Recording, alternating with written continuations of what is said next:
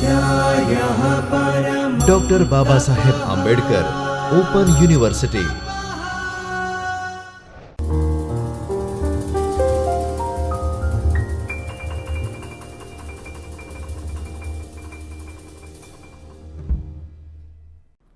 नमस्कार।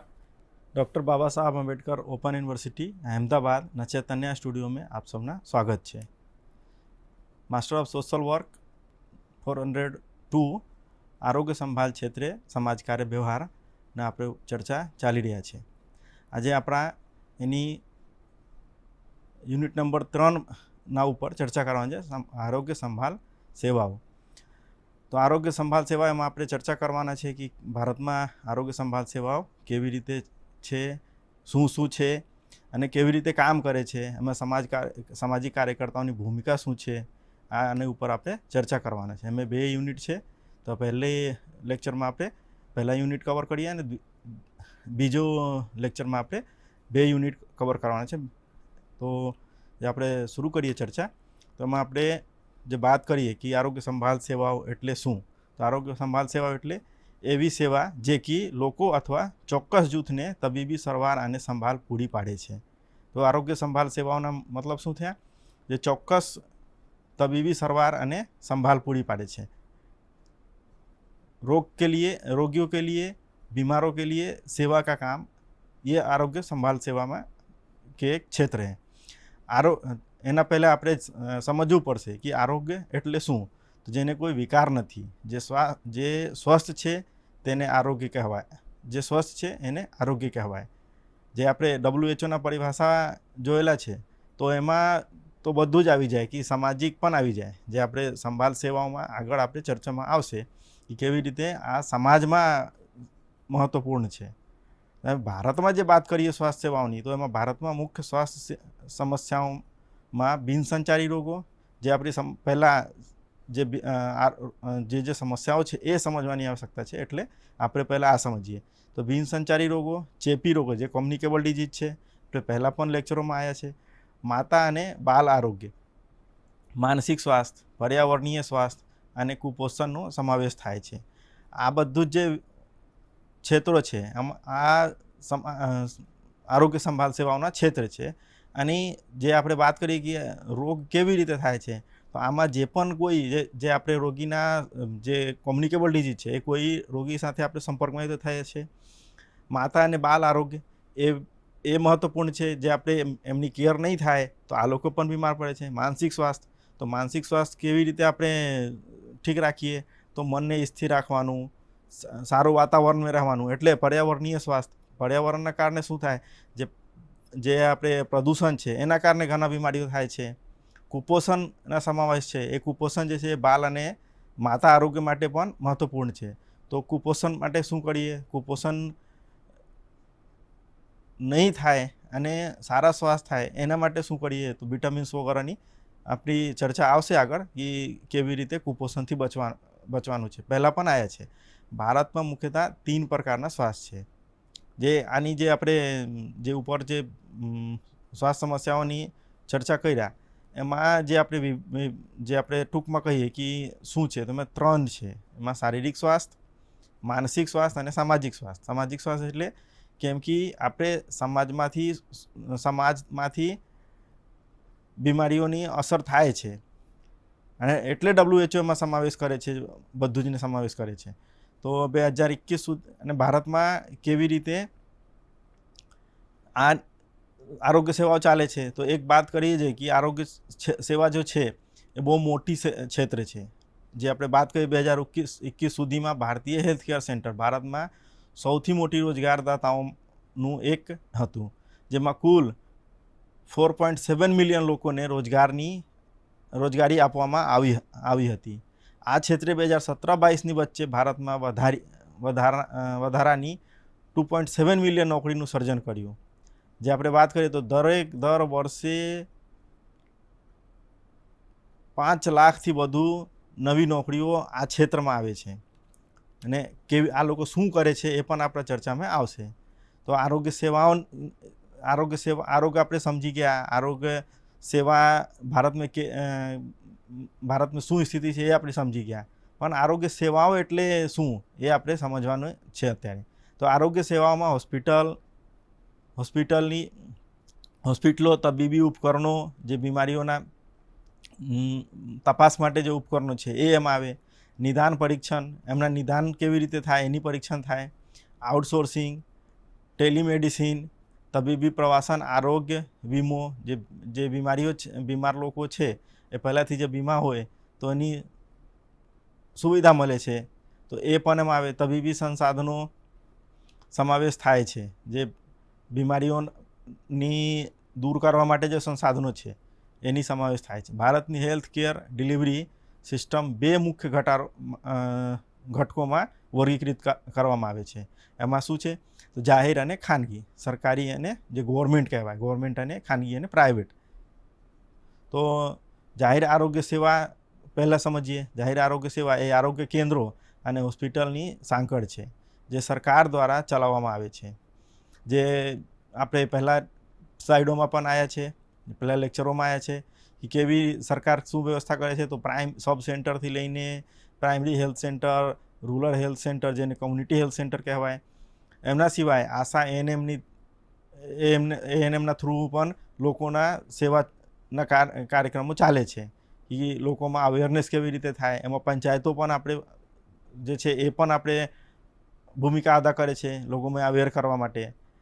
તો જે આપણે જાહેર આરોગ્ય સેવા છે એ સરકાર દ્વારા ચલાવે છે. આ કેન્દ્રો અને હોસ્પિટલોના એકબીજા સાથે જોડાયેલા છે, જે શહેરી અને ગ્રામીણ બંને વિસ્તારોને સુવિધા પૂરી પાડે છે અને તમામ બીમારીઓ માટે સારવાર પૂરી પાડે છે.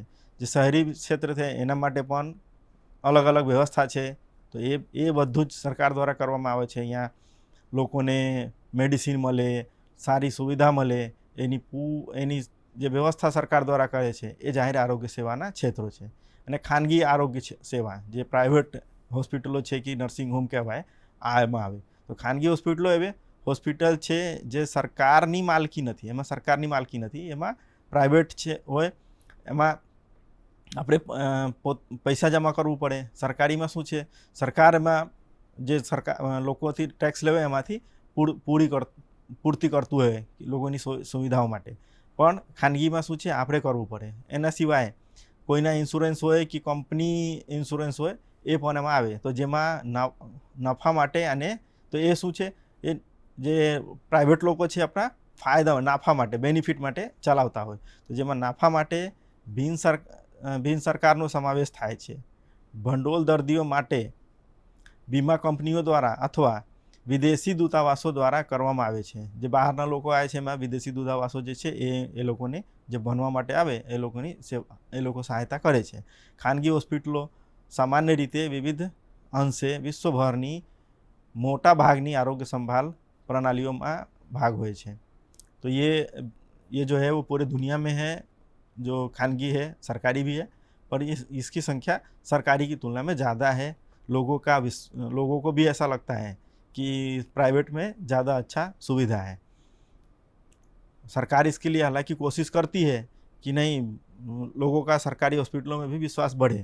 और आज धीरे धीरे सुविधाएं उसमें बढ़ाई जा रही है कि चाहे वो जांच का, बीमारियों के जांच का विषय हो कि साफ़ सफाई का विषय हो, ये सब के ऊपर सरकार कोशिश कर रही है. तो प्राइवेट को लेके जो लोगों के मन में है, उसके साथ साथ सरकारी का भी के महत्व को भी समझना होगा. और एक सामाजिक कार्यकर्ता को उसमें लोगों को सहयोग करना होगा. ये अपना આગળના લેક્ચરમાં આવશે કે કેવી સામાજિક કાર્યકર્તાની શું ભૂમિકા હોય, આગળના લેક્ચરમાં આવશે.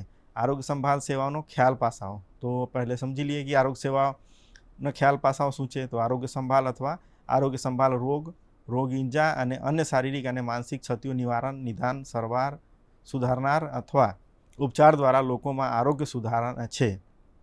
જે આપણે પહેલાં સમજ્યા કે આરોગ્યમાં શું વિષયો આવે. તો શારીરિક આવે, પર્યાવરણીય આવે, માનસિક આવે. આની જે ઉપચાર માટે વ્યવસ્થા હોય એ આરોગ્ય સંભાળ સેવાઓમાં પાસાઓ છે. આરોગ્ય વ્યવસાયિકો અને સંલગ્ન આરોગ્ય ક્ષેત્રો દ્વારા આરોગ્ય સંભાળ પૂરી પાડવામાં આવે છે. એમાં આરોગ્ય વ્યવસાયિકો દ્વારા, જે ચાહે તો સમાજ કાર્ય હોય કે અને જે ડૉક્ટર હોય અને જે મેડિકલ સેવાઓ ની જાણકારી રાખતા હોય આ લોકો એમાં સંભાળ પૂરી પાડવામાં આવે છે. એ લોકો એમની સેવા આપે છે અને લોકોના મદદરૂપ થાય છે. તેમને જિલ્લા એમાં શું શું આવે તો જિલ્લા તબીબી અધિકારી, જિલ્લા આરોગ્ય અધિકારી, જિલ્લા શાળા આરોગ્ય અધિકારી, જિલ્લા તાલીમ અધિકારી, જિલ્લા ટીબી અધિકારી, જિલ્લા રસીકરણ અધિકારી અને જિલ્લા કુટુંબ નિયોજન અધિકારી દ્વારા મદદ કરવામાં આવે છે. તો આમાં આ જે 4 છે એની એ કેવી રીતે કરે છે? જિલ્લા તબીબી અધિકારી જે છે એ જિલ્લા આરોગ્ય અધિકારી કહેવાય. એ જિલ્લાના જે પણ વિષયો હોય આરોગ્ય લાગતું એના ઉપર કામ કરે છે કે એમ કે પ્રાઇવેટ હોસ્પિટલોમાં પણ કોઈ બગાડો નહીં થાય એની આ ધ્યાન રાખે છે. અને બીજા જે છે જિલ્લા શાળા આરોગ્ય અધિકારી, તો એ સ્કૂલમાં જે અધિકારીઓ છે સ્કૂલમાં બાળકોની ધ્યાન કેવી રીતે રખાય એની ઉપર ધ્યાન માટે છે. અને જિલ્લા ટીબી અધિકારી જે આપણી એક સમય હતા જે ટીબી બહુ મોટી બીમારી કહેવાતા હતા, તો એના માટે પણ એક અધિકારી હોય. તો એમની રસીકરણ જે બાળક હોય ત્યાંથી લઈને અને રસીકરણ કરવાનું, એમના માટે MTD કરીને જે એમની ઈલાજ છે એ વ્યવસ્થા કરવાનું એ એમની કામ છે. અને જે એના સિવાય જે આપણે જનસંખ્યા નિયંત્રણ માટે જે વ્યવસ્થાઓ છે એ જિલ્લા કુટુંબ નિયોજન અધિકારી દ્વારા કરવામાં આવે છે. એના આરોગ્ય સેવાઓનું મહત્વનું કાર્ય, આરોગ્ય સેવાનું મહત્વનું કાર્ય સમજીએ તો તંદુરસ્ત જીવનશૈલીને પ્રોત્સાહન આપો અને બિન સંચારી રોગોની રોકથામ, વહેલી શોધ અને વ્યવસ્થાપનની સુવિધા આપો. એ છે આરોગ્ય સેવાઓનું મહત્વપૂર્ણ કાર્ય. શું કે જે સંચારી રોગો છે, જે કમ્યુનિકેબલ ડિઝીઝ છે એની રોકથામ કેવી રીતે થાય અને તરત કેવી રીતે લોકોની સુવિધા મળે અને નિવારણ થાય બીમારીની, એની ઉપર કામ કરવાનું એ આરોગ્ય સેવાનું મહત્વપૂર્ણ કાર્યમાં આવે. એના સિવાય તબીબી, સર્જિકલ, ખાસ કરીને આઘાત અને બર્ન કેર સંબંધમાં, બાળરોગ અને પ્રસૂતિ ઇમરજન્સી કેર સહિતની અત્યાધુનિક કટોકટીની સંભાળ સેવાઓની એક્સેસની ખાતરી કરવા માટે, જે કોઈને સર્જરી કરવાનું હોય, બાળ આરોગ્ય હોય કે પ્રસૂતિ, જે બચ્ચા જ્યારે જન્મ લેવે એ સમયે જે પ્રસૂતિ કહેવાય, એની માતા જે છે એને પ્રસૂતિ કહેવાય. તો એ લોકોની કોઈ ઇમરજન્સી હોય તો એના માટે પણ સુવિધાઓ આપવાનું. એના માટે આપણે આરોગ્યના મુખ્ય નિર્ધારકોને સમજવું પડશે. રોગની મુખ્ય નિર્ણાયકો શું થાય? તો આપણે કોઈ પણ બીમારી છે એમને સમજવા માટે શું, તો તરત તો કોઈ સમજમાં આવે નહીં, તો એટલે તપાસ થાય છે અને તપાસ માટે અલગ અલગ વ્યવસ્થાઓ છે, એના ઉપકરણો છે. તો એમાં શું છે, એના માધ્યમથી રોગની તપાસ, જાહેર શિક્ષણ અને માહિતી, જાહેર બાંધકામ, પાણી સ્વચ્છતા અને આવાસ, કૃષિ, ખોરાક અને પોષણ, તો એની જાણકારી થવા જોઈએ. અને જે આપણે પહેલાં લેક્ચરમાં આવ્યા હતા કે રોગની તપાસ, જાહેર શિક્ષણ, જે તપાસ કેવી રીતે થાય એમની શિક્ષણ હોય, એના માટે એના પણ આપણે ભૂમિકા છે કે ડૉક્ટર પાસે મળીને લોકોની નિવારણ માટે કામ કરીએ. માહિતી, જાહેર બાંધકામ, પાણી સ્વચ્છતા અને આવાસ, સ્વચ્છ પાણી લોકોને મળે, આવાસ સ્વચ્છ હોય, વાતાવરણ સ્વચ્છ હોય, એની ઉપર કામ. એમના સિવાય कृषि, जो खेती है ये અત્યારે જે છે अभी सबको सुनने में मिलता है ऑर्गेनिक खेती की बात. तो इससे क्या है, ये भी स्वास्थ्य के लिए लाभकारी है कि ऑर्गेनिक फूड्स खाने से, तो इसके लिए ऑर्गेनिक तो इसकी भी जानकारी होनी चाहिए कि खेत में ऐसा कौन सा फूड कौन से सीजन में हो रहा है, उसके क्या बेनिफिट है, क्या उसके नुकसान है. अने ये किसके लिए, तो जो कुपोषण और पोषण का मामला है उससे संबंधित है. अब આના દ્વારા રોગની રોકથામ, તો એ તો જાણકારી પડી જાય. પછી રોકથામ માટે શું કરવાનું, તો સારી સ્વચ્છતા જાળવીએ. એના ઉપર આપણે પર્યાવરણીય મહત્વ જ્યારે વાત કરતા હતા એના ઉપર વાત આવ્યા હતા કે પર્યાવરણીય સ્વચ્છતા નહીં કેટલી મહત્વ છે આપણે સ્વાસ્થ્ય માટે. કેમ કે જે આપણે આજુબાજુમાં પાણી ભેગા થાય તો એમાંથી મચ્છરો થાય, એનાથી ડેન્ગ્યુ, મલેરિયા જેવા બીમારીઓ થાય છે. એમના સિવાય પાણીને કેવી રીતે સ્વચ્છ રાખીએ. પોષણ વગર માટે આરોગ્ય શિક્ષણ પૂરું પાડવું. પોષણ વગેરે જે શું ખાઈએ કે આપણે કોઈ બીમારી નહીં થાય. પોષણ મતલબ જે ન્યુટ્રિશિયસ ફૂડ ખાઈએ. તો ન્યુટ્રિશિયસ ફૂડ એટલે શરીરમાં બધું જે વિટામિન્સ, પ્રોટીન્સ છે એમની સંતુલન. એમના સિવાય આરોગ્ય તબીબી સંભાળ અને નર્સિંગ સેવાઓનું આયોજન કરીને ચેપી અને બિનચેપી રોગનું નિયંત્રણ કરવું અને યોગ્ય તબીબી સંભાળ જે લોકોની સુવિધા કેવી રીતે આપીએ એની આયોજન કરવાનું, તાકી જે કોમ્યુનિકેબલ ડિઝીઝ છે એ લોકોને, જે આપણે કોવિડના ઉદાહરણો છે કે તરત લોકો એકબીજાને સહયોગમાં આવી ગયા હતા અને સરકાર એક જગ્યા કોઈ पॉजिटिव था तो बीजा ने क्वारंटाइन दूसरे को क्वारंटाइन रहने के लिए बोलते थे, दूसरे का टेस्ट भी करते थे ताकि पता चल जाए। तो ये व्यवस्था रेगुलर करने, क्योंकि और भी बहुत सारी बीमारियाँ जो एक दूसरे से, पूर्व में टीबी को लेके इसी तरह से था। अन्य क्षेत्रनी एना सिवाय अन्य क्षेत्रनी मददथी अने लाभार्थीओ अने लोगों की सक्रिय भागीदारी थी जीवन धोरण में सुधारो करवाओ। तो ये सब जितने भी ऊपर के चीज़ें उसमें लोगों का भी सहयोग होना चाहिए, लोगों को खुद से भी अवेयर करना। लेकिन ऊपर जो हमने चर्चा किया उसमें भी लोगों की भूमिका है। तो लोगों को अवेयर करके स्वास्थ्य के संबंध में कि आपने अपने आसपास में स्वच्छ रखे, खुद को स्वच्छ रखे। जे पहला पण आपणे चर्चा में आया था कि बाल नख कापवानुं, आ बधुं ज आपणे अवेयर करवानुं लोकोने।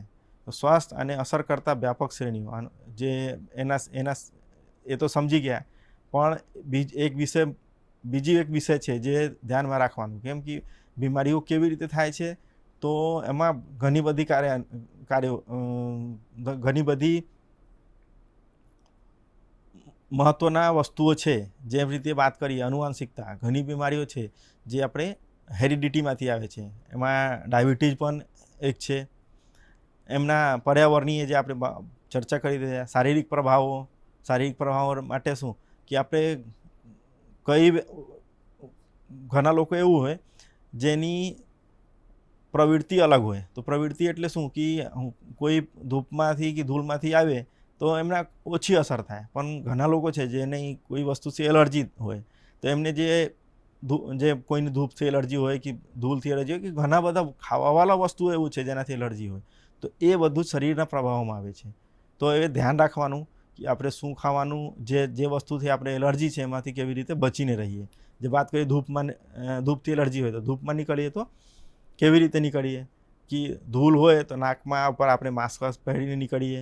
પછી ખાવાનું વસ્તુ હોય તો ધ્યાન રાખવાનું એ વસ્તુ નહીં ખાવાનું, એટલી એની જે એનાથી આપણે રોગથી દૂર રહી શકીએ। તો એટલે એની માહિતી આવશ્યક છે।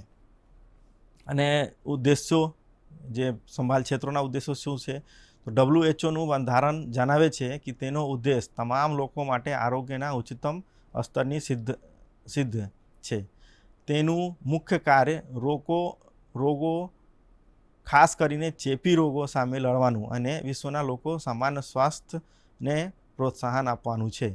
તો એ WHOના ઉદ્દેશ છે અને એ ઉદ્દેશ પ્રમાણે એ બીજા દેશોને દરેક દેશોને ગાઈડન્સ આપે છે અને એ દેશ આખા દેશ જે દેશો છે જે આપણા નાગરિકો માટે કેવી રીતે સહયોગ કરી શકે એને પ્રમાણે પોલિસી બનાવે છે। જે ભારતમાં વાત કરીએ કે નેશનલ હેલ્થ પોલિસી જે આપણે પહેલા લેક્ચરમાં ચર્ચા થયા હતા, એ WHO શું કરે કે જે આપણે વાત કરીએ કે કોમ્યુનિકેબલ ડિઝીઝના વાત આવે તો કોમ્યુનિકેબલ ડિઝીઝ કેવી રીતે રોકાય, તો એના માટે WHO ઘણી એના સિવાય પણ બીમારીઓ છે તો એની કોની બીમારીને મહામારી ઘોષિત કરવાનું, એના પાસે ટીમ હોય, એ ટીમ બધું જ જાંચ કરીને કહે કે આ બીમારીઓ હવે જેવી રીતે આપણે વાત કરી કે કોવિડ એક વખત હતા જે મહામારીમાં હતા, પણ અત્યારે WHO ઘોષણા કર્યા કે હવે એ જે કોવિડ છે એ મહામારી નહીં, પણ એટલે એ નહીં કે આપણે એમને ધ્યાન નહીં રાખવાનું અને તો પણ આપણે એનાથી બચીને રહેવાનું, પણ એ મહામારી રૂપ નહીં અત્યારે, પણ બીમારી તો છે। પરેશાન તો જે એ લાગે તો પરેશાની તો થાય, શરદી થાય, સરદર્દ થાય, તો એનાથી તો શરીર ઉપર ઇફેક્ટ પણ કરે। પણ જે પહેલાં હતા કે એક વ્યક્તિને થઈ જાય તો બીજાને થઈ જાય, ત્રીજાને થઈ જાય, અત્યારે એની જે રિસ્ક છે એ ઓછી થઈ ગયા છે। એટલે તો એ ઘણા બીમારીઓમાં WHO એવું કરે છે। અને એવી રીતે આપણે અહીંયા જે ભારતના વાત કરીએ, બીજી દેશોમાં પણ થાય છે, પણ જે ભારતના વાત કરીએ તો અહીંયા પણ એ પ્રમાણે પોલિસી બનાવવામાં આવે છે અને એવી રીતે લોકોના અવેર કરવામાં આવે છે, એવી રીતે સેવાઓ આપવામાં આવે છે। એમના ઉદ્દેશો મેં બીજા વાત કરી કે માનવ જીવનની સરેરાશ અવધિ જે આપણી આયુષ્યમાં છે એમાં કેવી રીતે ઘટાડો, મૃત્યુદર કેવી રીતે કમ થાય, એમાં ખાસ કરીને બાલ અને માતા મૃત્યુદર કેવી રીતે ઓછી થાય, ને વ્યક્તિની શારીરિક, માનસિક અને સામાજિક સુખાકારીમાં વધારો. તો વ્યક્તિ કેવી રીતે શારીરિક રૂપ से માનસિક રૂપ से સ્વસ્થ રહે તો એ જીવનમાં પણ સુખાકારી થાય છે. જે માનસિક રીતે સ્વસ્થ રહે તો એ સારી રીતે કામ કરી શકે, શારીરિક રીતે સ્વસ્થ રહેશે તો સારી રીતે કામ કરે, એટલે એનાથી શારીરિક સુખાકારી અને એમાંથી સામાજિક સુખ પણ વધે છે. સારા સ્વાસ્થ્ય અને ધોરણો જાળવવા માટે આવશ્યક તત્વો: શારીરિક સ્વાસ્થ્ય, સરકારી પ્રયાસ, વ્યક્તિગત પ્રયાસ અને પર્યાવરણીય સ્વચ્છતા. સારા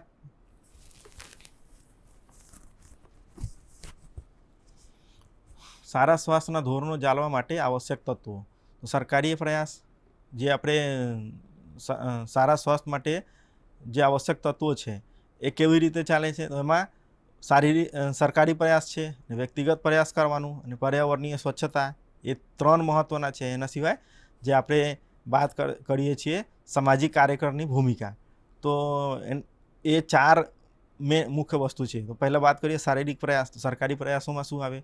રોગના ફેલાવા સામે પૂરતી સાવચેતી રાખી, પર્યાપ્ત વેન્ટિલેશન, યોગ્ય તાપમાન, સારી સ્વચ્છતા અને સર્વાંગીણ સ્વચ્છતા રૂપમાં આરોગ્યપ્રદ વાતાવરણ પૂરું પાડવું જોઈએ.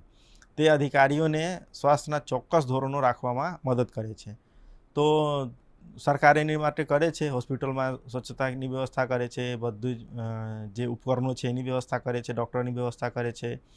એમના સિવાય જે હેલ્થ વર્કર છે પ્રાઇમરી લેવલના, એ લોકોના વચ્ચે જઈને અવેરનેસને કામ કરે છે. જે વરસાદના સિઝન હોય તો એ સમયે મચ્છર માટે ડીડીટી વગેરે જે દવાઓ આવે એની છિડકાવ કરે છે. જે શહેરી ક્ષેત્રોમાં જઈએ તો ધુમાડો કરે છે તાકી ડેન્ગુ ચિકનગુનિયાના અસર કમ થાય. તો એ સરકારી. વ્યક્તિગત પ્રયાસ શું કરવાનું? તો સંતુલિત આહાર, જેમાં કાર્બોહાઈડ્રેટ્સ, પ્રોટીન, ચરબી, ફાઇબર, વિટામિન્સ, ઝીંક અને પાણી સંતુલિત માત્રામાં હોય છે. સંતુલિત આહારમાં કુલ કેલરીમાંથી 60-70% કાર્બોહાઈડ્રેટ્સ અને 10-12% પ્રોટીન અને કુલ કેલોરી 20-25 હોવા જોઈએ. એનાથી વધારે પણ નહીં હોય, એનાથી ઓછા પણ નહીં થાય, તો આપણે સંતુલિત રહીએ. તો એ વ્યક્તિગત. અને વ્યક્તિગતમાં એમના સિવાય શું આવે વ્યક્તિગતમાં? કે આપણે પહેલાં પણ ચર્ચા થઈ ગયા કે સ્વચ્છતાના વિષયે, એમાં વધારે ચર્ચા કરવાની આવશ્યકતા નહીં લાગતું. એ પર્યાવરણીય સ્વચ્છતા રાખવાનું. એમના સિવાય જે સામાજિક કાર્યકર છે એમની ભૂમિકા શું છે? એ લોકોને અવેર કરે આ બાબતે કે જે આપણે કેવી રીતે સ્વસ્થ રહીએ. તો એમના આગળ વાત કરીએ પ્રાથમિક આરોગ્ય સંભાળની અસ્તરો. તો સામુદાયિક ભાગીદારી, આંતરવિભાગીય સંકલન, યોગ તકનીક અને સહાયક પ્રણાલીઓ, સામાન્ય આરોગ્ય સમસ્યાઓ વિશે શિક્ષણ અને તેમને રોકવા અને નિયંત્રણ કરવા માટે શું કરી શકાય, એ જે છે પ્રાથમિક સંભાળ ક્ષેત્રોની સ્તંભો છે. અને એમાં સામાજિક કાર્યકરોની બહુ મોટી ભૂમિકા છે, કેમ કે એ સમુદાયની ભાગીદારી કેવી રીતે થાય એમાં આપણી ભૂમિકા છે. આંતરવિભાગીય સંકલન, એના સિવાય યોગ તકનીક અને સહાયક પ્રણાલીઓ, એ જે સરકારી વ્યવસ્થાઓ છે એ તો છે. એમાં લોકો જઈને જે આપણે કોવિડ હતા તો ઘણા લોકો એવું ભાગતા હતા કે નહીં જાંચ કરવાનું, તો જઈને જાંચ કરાવડાવે કોઈ લક્ષણ હોય બીમારીને. તો એમના પર આપણી ભૂમિકા છે. સામાન્ય આરોગ્ય વિશે શિક્ષણ અને તેમને રોકવા અને નિયંત્રણ કરવા માટે શું કરી શકાય, એમની પણ આપણી ભૂમિકા છે. કુટુંબ આયોજન, માહિતી, માતા અને બાલ આરોગ્ય સંભાળ, કે કેવી રીતે જે બાળક છે કે માતા છે એમની કેવી રીતે સંભાળ થાય, તો એમને પોષણ, જે આપણે ન્યુટ્રિશન છે એમની જાણકારી આપવાનું, વિટામિન્સ કેટલી થવા જોઈએ એમની જાણકારી આપવાનું. એમના સિવાય રસીકરણ થાય છે જે બાળકને, એમની જાણકારી આપવાનું. એમના સિવાય યોગ્ય પોષણને પ્રોત્સાહન આપવું, જે એ તો આવી ગયા આપણે. ચેપી રોગો સામે રસીકરણ, જે રસીકરણના વાત કર્યા કે એના સામે એના અલાવે સિવાય જે વાત કરીએ તો સલામત પાણીનો પૂરતો પુરવઠો. એના સિવાય પ્રાથમિક આરોગ્ય સંભાળ વિવિધ સ્તરો, જે સેવાઓ છે એ પ્રાથમિક સ્તરથી શરૂ થાય છે. તો પ્રાથમિક એક વખત આપણે આ સમજી લઈએ કે પ્રાથમિક આરોગ્ય સંભાળ ના શું અસ્તરો છે, વિવિધ અસ્તરો શું છે અને એમની કાર્ય શું છે એ પણ આપણે સમજવામાં આવશે. આપણા દેશમાં વિવિધ આરોગ્ય સેવાઓના વિવિધ અસ્તરો છે. પેટા આરોગ્ય કેન્દ્ર જેની સબ સેન્ટર કહેવાય, જે મોટા ભાગે ગામમાં હોય છે, જ્યાં વસ્તીમાં 3000થી 5000ની વચ્ચે હોય છે. પછી પ્રાથમિક આરોગ્ય કેન્દ્ર, જે આરોગ્ય કેન્દ્ર આવે છે. પછી સામુદાયિક આરોગ્ય કેન્દ્ર, જે મોટા શહેરોમાં આવેલું છે. અને પછી હોસ્પિટલ આવે છે, જે પીએચસી. એક પીએચસી માટે શું, જે પ્રાથમિક જે આપણે વાત કરી રહ્યા કે 3000થી 5000 વસ્તી ઉપર સબ સેન્ટર આવે છે, પણ એના ઉપર જે પીએચસી એમાં શું શું થવા જોઈએ.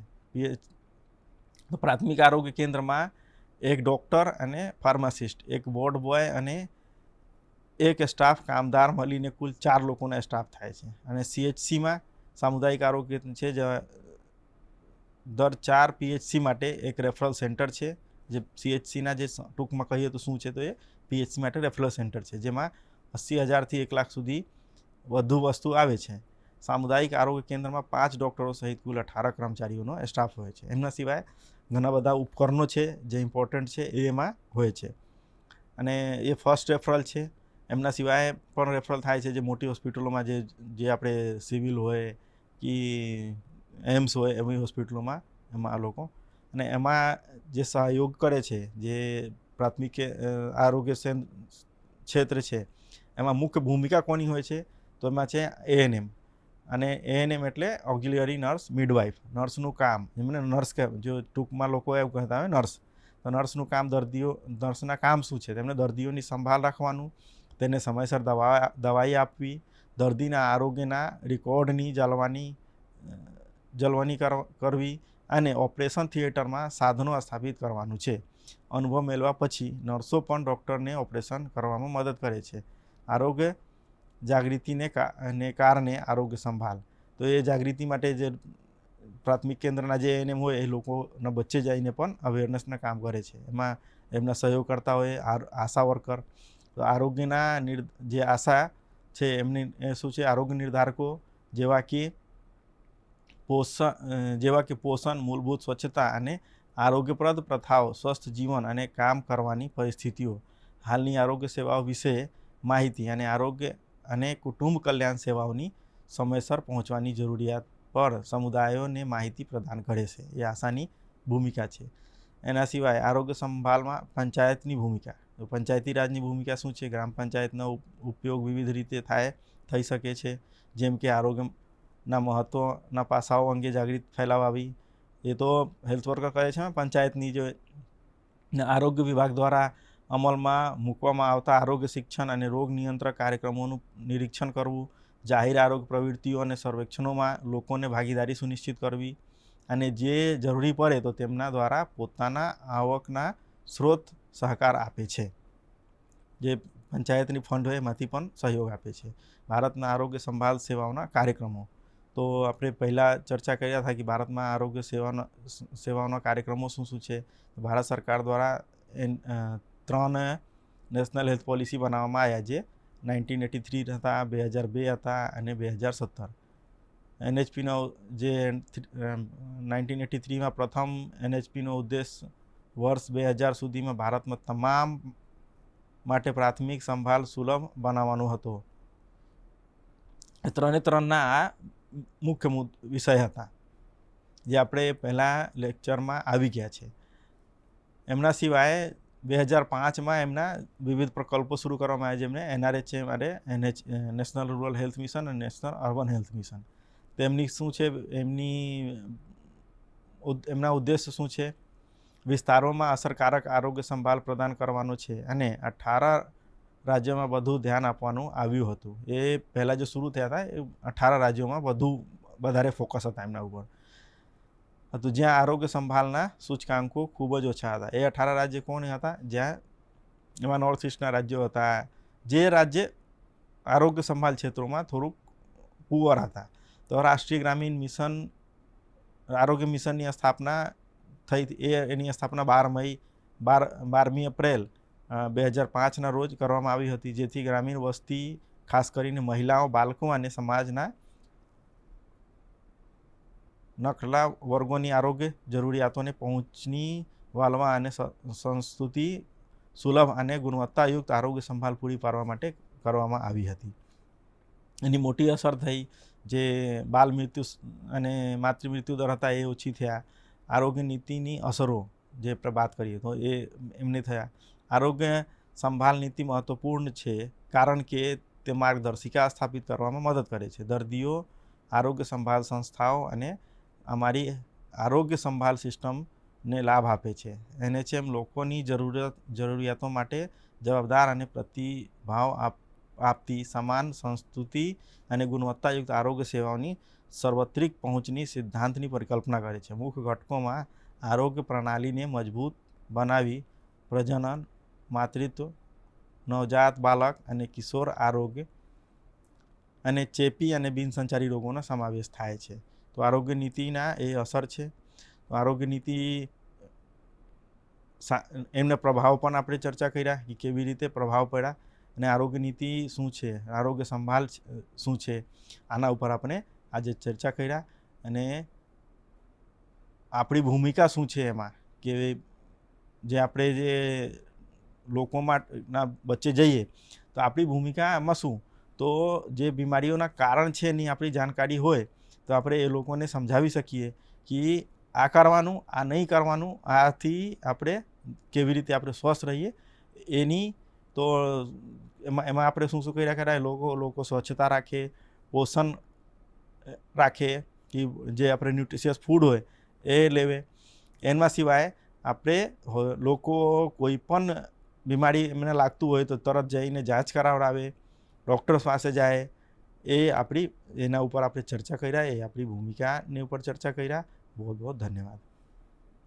સ્વાધ્યાયઃ